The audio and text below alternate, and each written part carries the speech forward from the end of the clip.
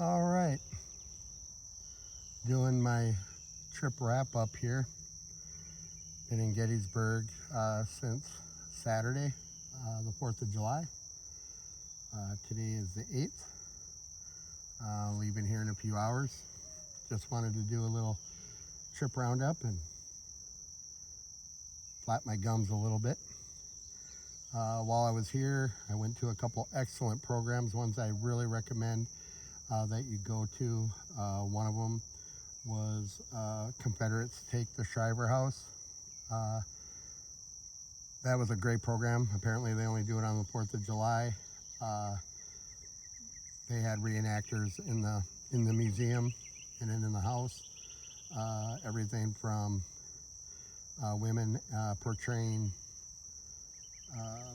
wives of soldiers that were gone at war to the famous sniper nest with the Confederates taking shots at the Union troops coming into town. Great program. Another program that I went on was the Spangler Farm Walk with an Author. I can probably say single-handedly that was one of the best programs I've ever gone to.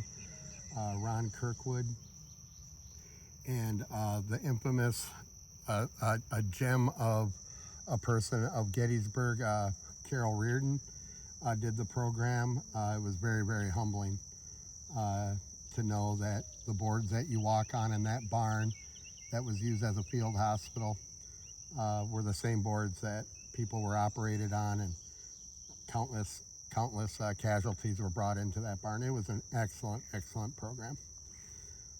Overall, my trip's been really good. I didn't get to film as much as I wanted. I'll be posting a lot of shorts with the weather being so hot. I was having a hard time with the equipment and overheating and things like that, but it was a great trip, and I always come here to kind of round out the end of my trip. This spot has a lot of meaning to me. It's a spot that was, immortalized by William A. Frassanito, who I can probably speak for a lot of people, that inspired a lot of people to come to Gettysburg and to explore and to find their split rock. Just an invaluable person, an invaluable resource.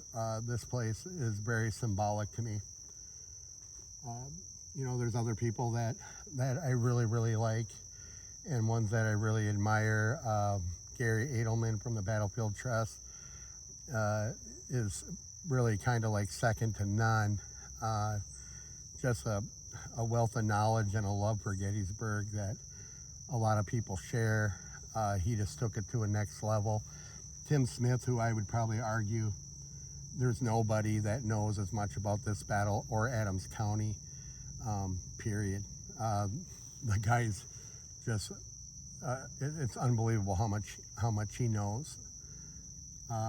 J.D. Hewitt from History Underground, a valuable tool for me. He does a lot of content, not just on Gettysburg and the Civil War, but he covers Revolutionary War, World War II.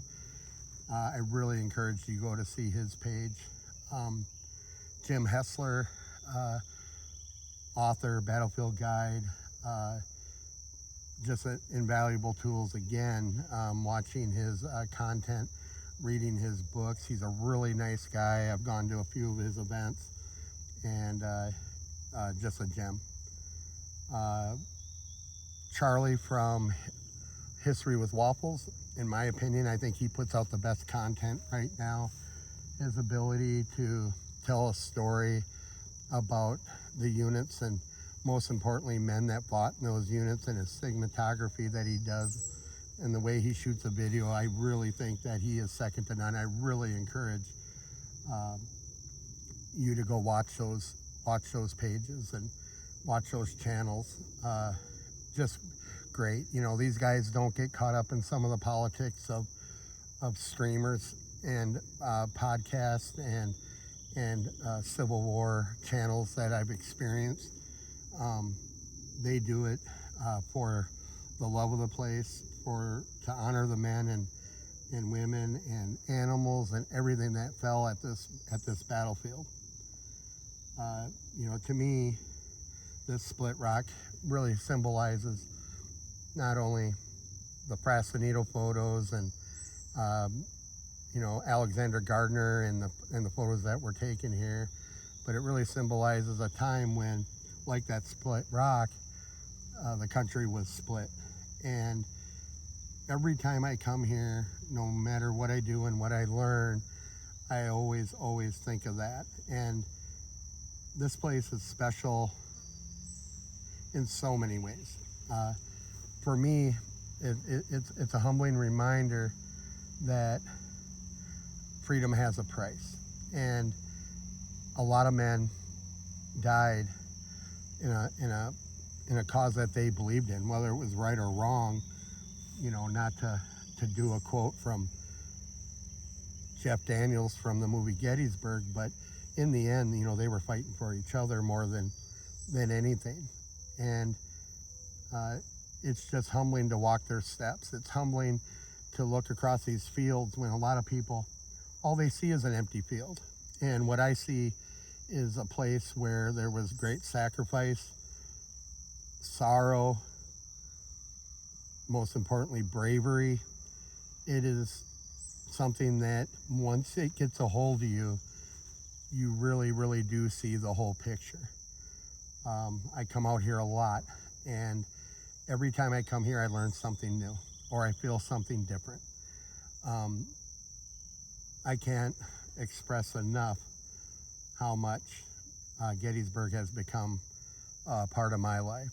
And on my channel, I'm not looking for a ton of subscribers or monetization or anything like that. For me, it's more to try to show some people a different perspective, or maybe a well-shown perspective as well, but with my kind of turn to it. If I can get one person to come here and feel and experience the way that I do about this place, and a lot of people feel about this place, then it's worth it. And I'm able to keep these and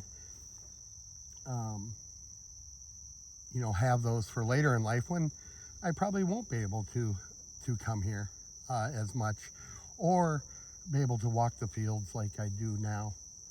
The biggest thing that I encourage people to do is to come here, and the biggest tool you can have all the books, you can have all the maps, you can have all that, but the biggest tool that you can use in Gettysburg is your imagination. Get a foundation of how the battle was fought. Get just the basic of, okay, you're at the Rose Farm, you're at Cemetery Ridge, you're at Seminary Ridge.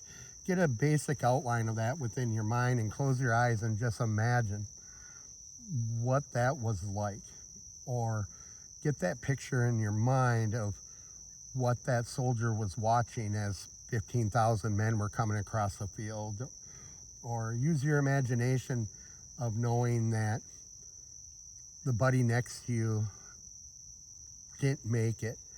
It is something that will open your eyes to a whole different world. And a lot of people really work hard to make sure that this place is honored and remembered. I make it a point every time that I'm here, every Park Service person I see working grounds on the battlefield, I make it a point to stop and thank them for, keeping the park beautiful and working so hard. And, the heat this last week, a lot of them said the same thing, is that they don't necessarily do it for a paycheck. They do it because it is what should be done. And I think they do it for us. They do it for you. Do me a favor when you see these folks. It only takes a second. Just pull over and thank them. Their work is irreplaceable, and it keeps this place remembered, and it keeps it alive, even though so many died here. And that's something that we should never forget. Also when I was here, I went to the reenactment out at Daniel Lady Farm. I went for day 2 and 3. Incredible heat. I don't know how those reenactors did it with their wool uniforms on, and and they were just going to it. And in the end, that night when I was thinking about it, they did it because of their love for history, or maybe they had an ancestor or something like that. But they, once again, these are people that are doing things to keep our history alive. They do it for not themselves, they do it for you, they do it for us. Anytime you see a reenactor, thank them as well. I think that it was really, really, really smart and really, really admirable what Chris Gwynn did, the lead interpretive ranger at the National Park Service, in watching out for people, and with as hot as it was, and being able to formulate a plan to have these programs indoors where people were going to be safe. There's some people that disagree with it. I tend to agree with it. I think it was very, very, very well put together in a very short period of time. So shout out to Chris Gwynn, and shout out to the National Park Service from top to bottom, especially those grounds people and the ranger patrols and stuff like that, that really put their heart and soul into the place. So with that, in closing, like I said before, the greatest tool you can use here at this battlefield is your imagination. And I encourage everybody, like that rock that you're looking at right now, that is my inspiration. Come here and find your own split rock. Find that spot that motivates you and energizes you and makes you want to come back again and makes you remember what happened here. With that, I really look forward to moving forward with my channel a little bit and posting some shorts. I got a ton of them that'll be going up. And next time I come out here, which will be around September, I'm more looking at doing some more lengthy videos. That was one thing too that was cool. Sorry, I'm jumping all over the place a little bit, but I was able to watch the fireworks on the 4th. They allow people to park just about anywhere. You could bring chairs, bring them out on the battlefield and watch the fireworks. I posted a video of it.